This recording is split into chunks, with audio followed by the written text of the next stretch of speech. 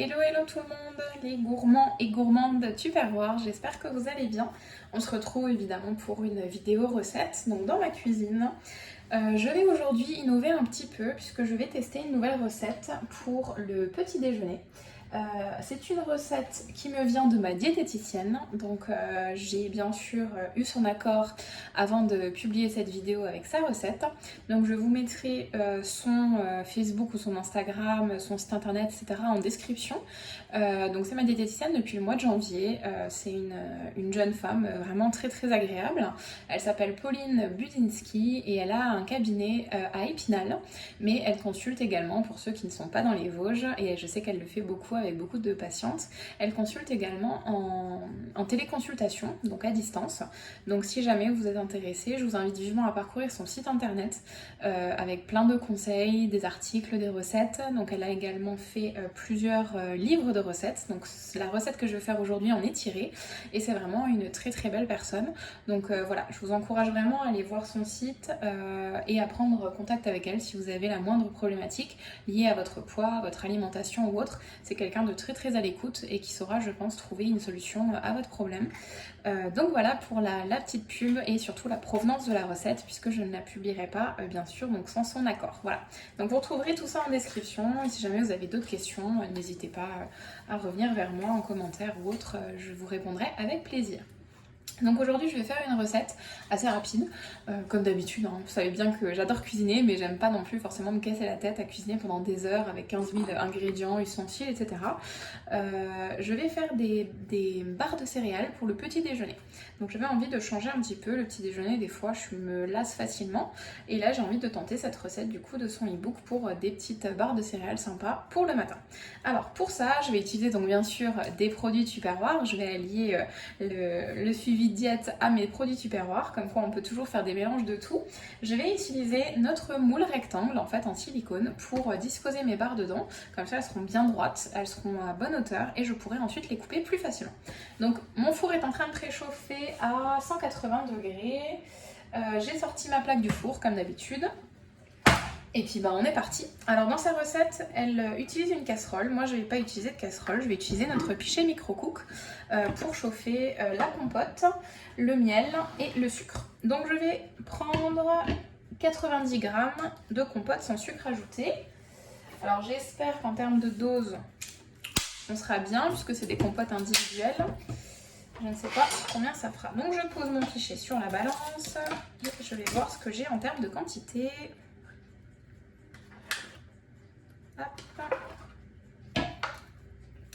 Et écoutez, parfait, un pot ça fait 90 g à peu près, voilà, nickel. Je n'avais pas envie d'ouvrir un deuxième pot à moitié ou autre. Oui, j'ai 96 g, voilà. Donc, je prends ma spatule en silicone, hop, 96 g. Voilà, 97 pour être exact, donc un petit pot, je pense que c'est quand même normalisé en termes de quantité, donc ça suffit. Ensuite, je vais ajouter du sucre, donc c'est une cuillère à soupe de sucre complet. Alors j'ai pas trouvé de sucre complet, mais j'ai pris du sucre de canne non raffiné. Mais vous pouvez très bien mettre du sucre classique, hein, vous embêtez pas si vous n'en avez pas ou si vous n'en trouvez pas. Une cuillère à soupe. Voilà. Et ensuite, mon sirop d'érable ou mon miel. Alors le miel, il m'en faut 80 g. Donc moi, c'est du miel classique, du miel liquide. Donc je vais doser 80 g.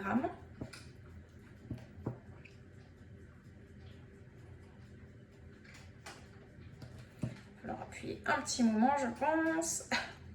Alors sachez que le miel, hein, comme elle m'explique, c'est pas forcément mauvais pour la santé, c'est vraiment un ingrédient qui est rempli de bonnes choses. Donc si vous préférez sucrer avec du miel, allez-y, plutôt que du sucre classique qui va peut-être, je crois, apporter beaucoup moins de choses. Je ne veux pas du tout me substituer à ces bons conseils, mais en tout cas ne diabolisez pas le miel, hein. On en a tout autant besoin du sucre comme du gras, comme de plein de choses. Enfin, en tout cas, elle est très... Elle vous apprend tout ça et c'est vraiment intéressant parce qu'on a surtout peur, je vois, de plein d'aliments et on ne devrait pas. Voilà, là j'ai 77, allez, 79, voilà. donc c'est tout pile 80. Donc moi ce que je vais faire, c'est que je vais mettre mon couvercle et je vais faire chauffer ça au micro-ondes, je pense peut-être 2-3 minutes à 750 degrés. 750 watts, pardon, ça va remplacer en fait ma casserole, ça m'évite de salir ma casserole, de touiller, de surveiller, etc. Je vais mettre peut-être 1 à 2 minutes, je touillerai et puis je remettrai en fonction. Puisqu'on a tous, je répète, hein, on a tous des micro-ondes différents avec des puissances différentes.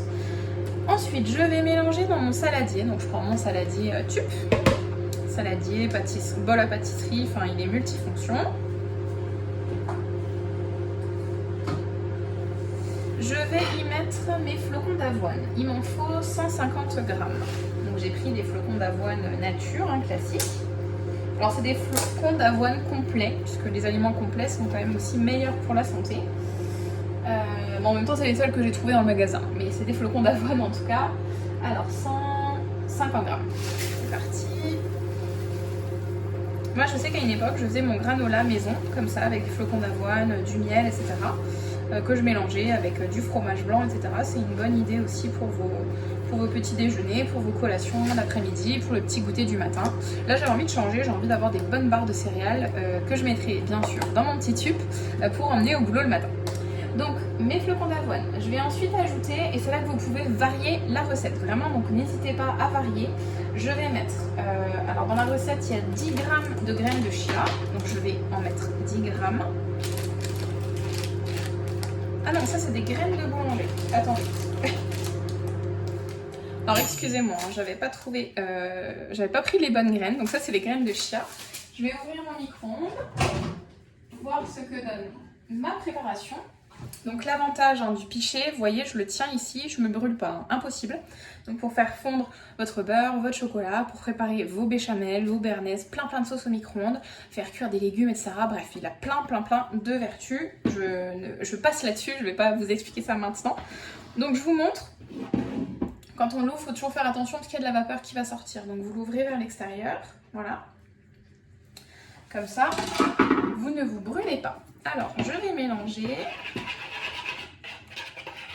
Voilà, donc ça a bien... vous voyez, c'est très liquide, donc j'ai mis quoi? Même pas 2 minutes. Voilà, donc je vais laisser de côté. Elle marque qu'il faut laisser refroidir, donc je vais laisser refroidir ça tranquillement. Donc j'en étais à mes graines de chia, il m'en faut 10 grammes. 10 grammes. Donc c'est des graines avec plein de vertus que vous pouvez ajouter dans beaucoup de préparations.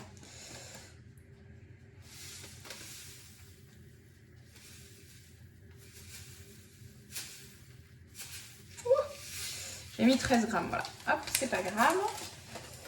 Ensuite, des noix de pécan. Alors moi là, j'en ai pas. Mais j'ai des noix classiques. Je vais mettre des cerneaux de noix.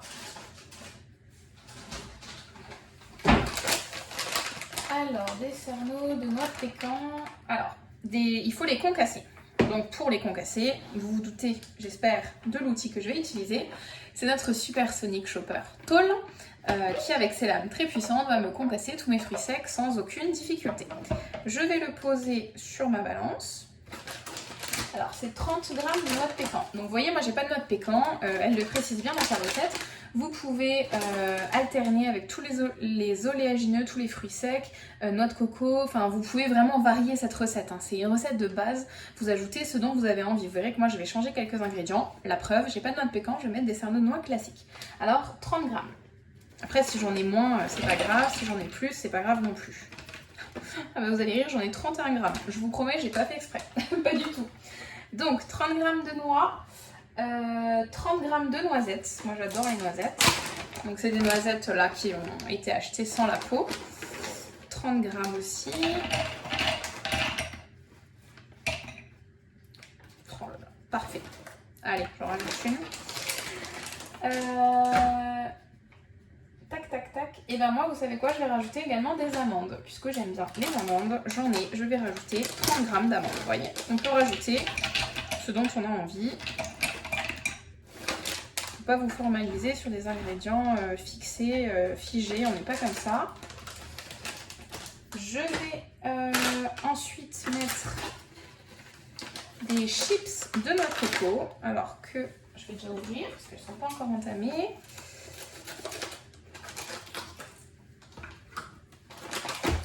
Je vais les ajouter.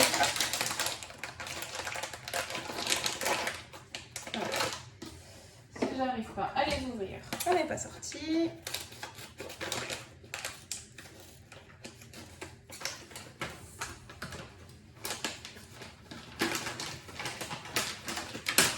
Décidément. Donc je vais ajouter un peu de chips de coco, c'est totalement facultatif, soit vous aimez, soit vous n'aimez pas. En tout cas, ça se mange aussi comme ça, c'est très très bon. Je crois que celles-ci, je les ai achetées au Aldi. Vous voyez, c'est des chips de noix de coco séchées, c'est très très bon. Et je crois que nutritionnellement parlant, c'est aussi un bon petit encas à grignoter comme les oléagineux. Hein. Vous pouvez apporter des petites poignées au boulot, au travail ou autre pour grignoter un petit coup, c'est toujours bon et c'est plein de bonnes choses. Donc ça, c'est bon. Je vais concasser tout ça.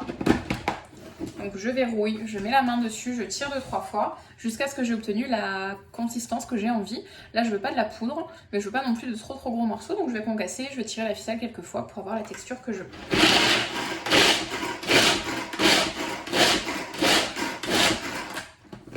Allez, 3-4 fois, vous voyez, c'est bien concassé.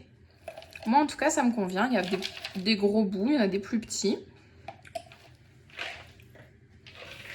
Ça va être pas mal. Alors, je rajoute tout ça dans mon saladier.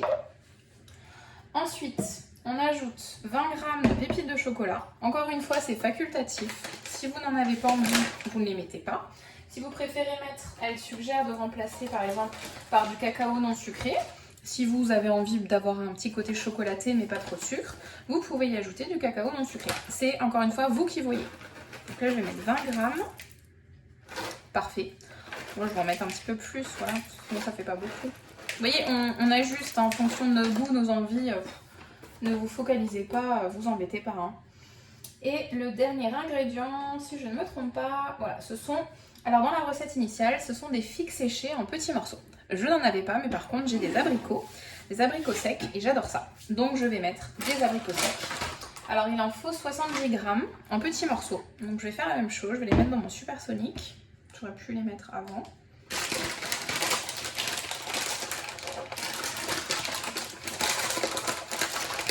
Ah bah décidément, j'ai un problème d'ouverture aujourd'hui.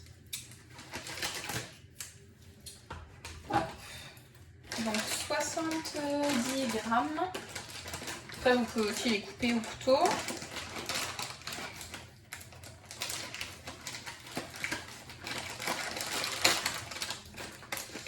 Alors 70 g.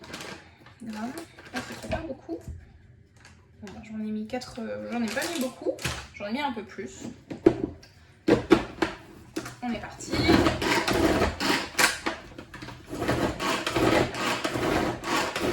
Alors là c'est normal que ce soit un peu plus dur parce qu'en fait c'est comme l'autre jour quand j'avais mis le chorizo, c'est quelque chose qui est un peu mou et un peu collant.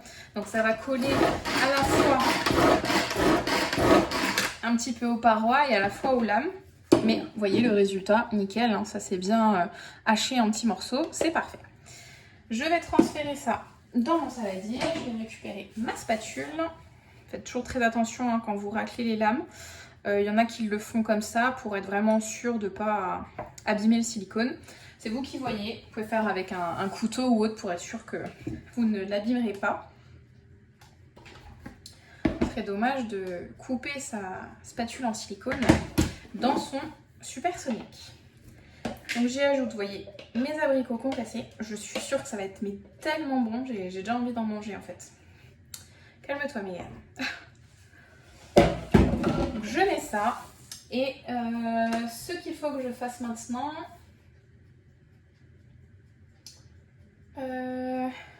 ça a un peu refroidi. Donc je vais ajouter mon petit mélange et puis on aura terminé notre préparation. C'est quand même très très simple. Pour le granola, si vous voulez faire plutôt votre granola ou votre muesli maison, bon c'est encore un peu chaud mais c'est pareil, vous faites un gros mélange comme ça avec des flocons d'avoine en base et ensuite vous ajoutez tout ce que vous voulez avec soit du miel, du sirop d'agave, du sirop d'érable.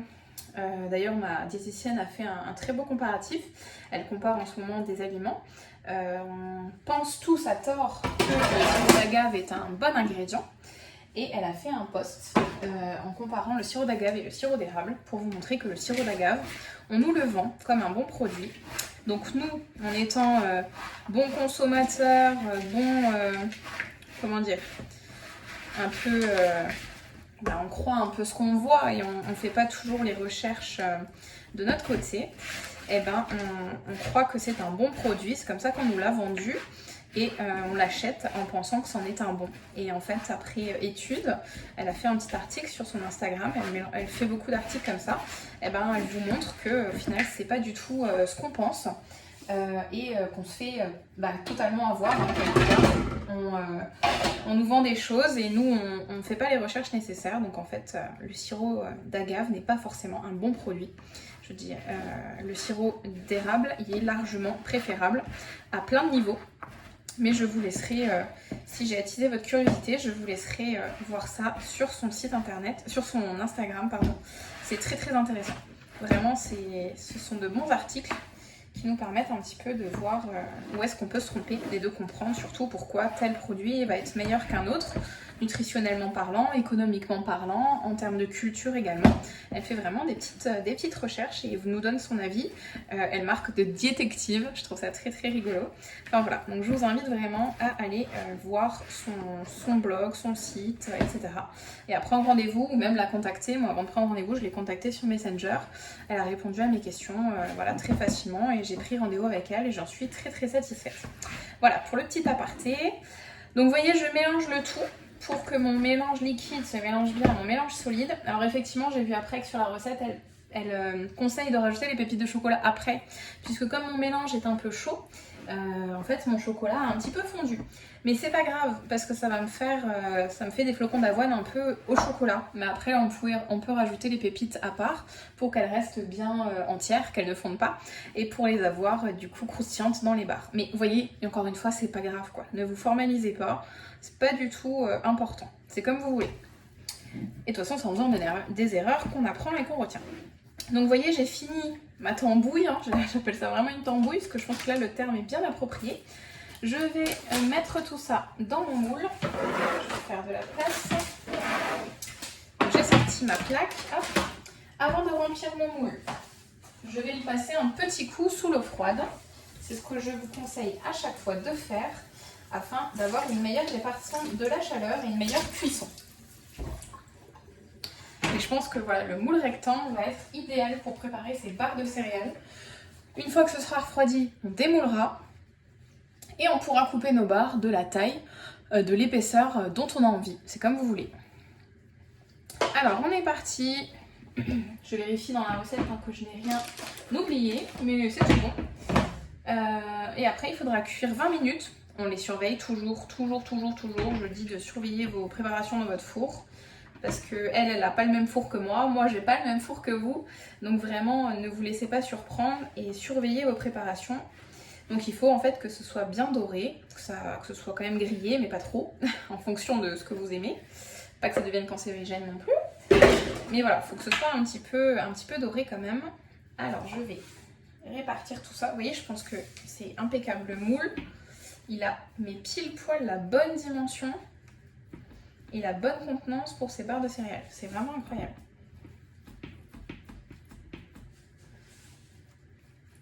Alors je parle de ma diététicienne, je ne fais aucun partenariat, il n'y a aucun contrat ou quoi que ce soit, hein. Je ne touche rien si vous allez la voir, il n'y a aucun accord financier ou commercial d'établi, c'est moi qui en parle parce que j'ai envie d'en parler, hein. J'en parle en tant que mégane, pas en tant que conseillère tupperware, hein. Donc ne faites surtout pas le mélange entre les deux, il n'y a pas d'esprit de vente ou quoi que ce soit, c'est juste que j'avais envie de faire cette recette pour moi et j'avais envie de la tester avec vous, en fait, avec nos outils TUP pour forcément allier les deux.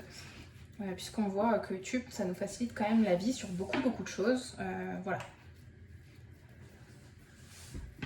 Donc vous voyez, je remplis, j'essaye de faire quelque chose de droit, d'assez droit. Et voilà, donc vous voyez que c'est très rapide. On en a pour 10-15 minutes le temps de mélanger tous nos ingrédients. Les proportions, vous les faites aussi en fonction de vos envies, hein, je vous le répète. Les ingrédients également. Là, vous voyez que j'en ai modifié plusieurs, mais c'est pas grave. Alors là, j'ai bien rempli, bien tassé mon moule. Vous voyez, c'est parfait. Avec la spatule, on arrive bien à aplatir. Bah écoutez, c'est tip top. Je vous montre ça de plus près. Vous voyez, ça va partir en cuisson 20 minutes. Je vous montrerai le résultat comme d'habitude après la cuisson. Et surtout, une fois que j'aurai pu les démouler. Une fois qu'elles sont refroidies, on doit les laisser une petite heure au frigo. Donc allez, c'est parti pour la cuisson et je vous dis à tout à l'heure.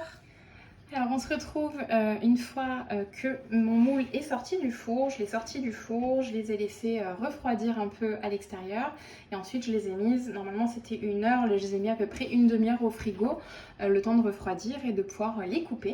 Alors je vais les démouler déjà, je vais prendre ma planche souple, je vais la poser dessus et ça va me permettre de démouler très facilement mon gros bloc de barres de céréales et je pourrai ensuite, regardez-moi ça.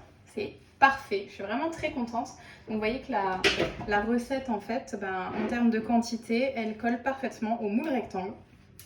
Donc voici une très bonne chose pour moi, je suis vraiment contente. Donc on voit qu'il y a une bonne texture, tout est bien collé entre eux, ça va être parfait. Alors je vais couper mes petites barres. Hop, je vais prendre...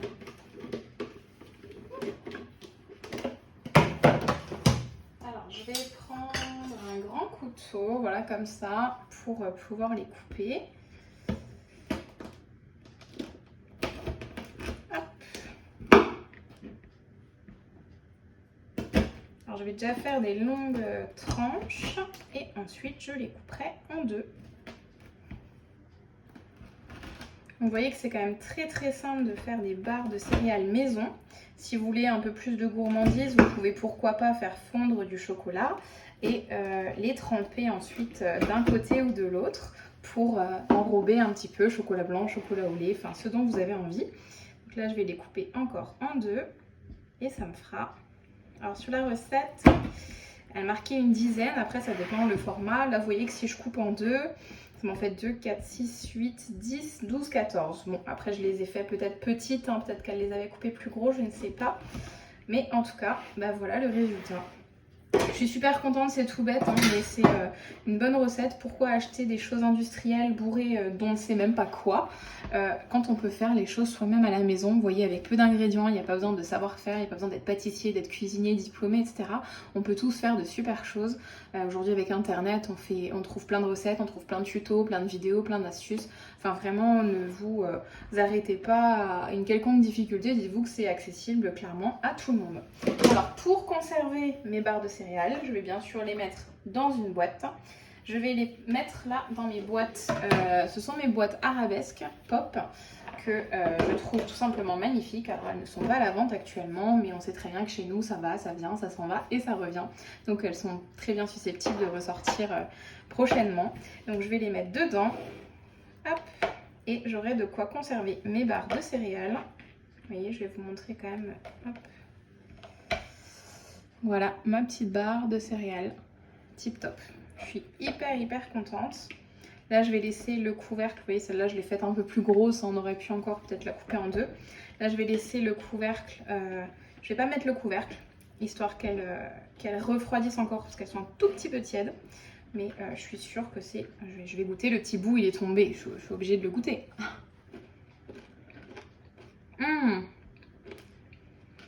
Oh purée, c'est super bon. On sent bien l'abricot. C'est pas du tout trop sucré. Il y a le croustillant des flocons d'avoine qui ont un peu grillé. Bah écoutez, c'est super bon. Voilà, c'est pas parce que c'est moi qui les ai fait, mais en tout cas c'est très bon. Donc voilà le résultat de mes barres de céréales maison. Vous voyez, on pourrait... Je pense que la prochaine fois je ferai ça, je ferai fondre un peu de chocolat dans mon pichet et puis je les tremperai d'un côté pour avoir un petit côté un petit peu plus gourmand et un peu plus joli, un peu plus fini, parce que là elles sont vraiment brutes de décoffrage. Et après pourquoi pas rajouter encore sur le chocolat fondu des petites graines de chia, des petites noisettes concassées, des petites chips de coco, de la coco râpée, etc. On peut toujours faire en cuisine des milliards et des milliards de choses différentes. Bah voilà, j'espère que la vidéo vous aura plu, que la recette vous tentera. Encore une fois, voilà, je me répète, c'est la recette de ma diététicienne, elle ne vient pas de moi, mais j'espère que ça vous plaira quand même et que si jamais cette recette vous tente, elle a plusieurs e-books, livres de recettes en ligne ou en papier. que vous pouvez trouver sur son site, commander. Même si vous ne consultez pas, il y a plein de recettes intéressantes et des recettes aussi gourmandes. Il n'y a pas de restriction. Vous voyez bien dans cette recette, il y a du sucre, il y a du miel. Enfin voilà, on ne se restreint pas du tout. C'est pas du tout son fil conducteur et sa façon de fonctionner. Donc c'est très bien pour ceux qui sont peut-être juste à la recherche de nouvelles recettes et de nouvelles idées et qui veulent en même temps manger quand même équilibré mais sans forcément perdre de poids ou autre. En tout cas, elle a des recettes très sympas et très diversifiées à proposer. Voilà, je vous dis à bientôt. Je vous fais de gros bisous et en tout cas moi et mon chéri on va se régaler pour le petit déjeuner toute la semaine. Bye bye.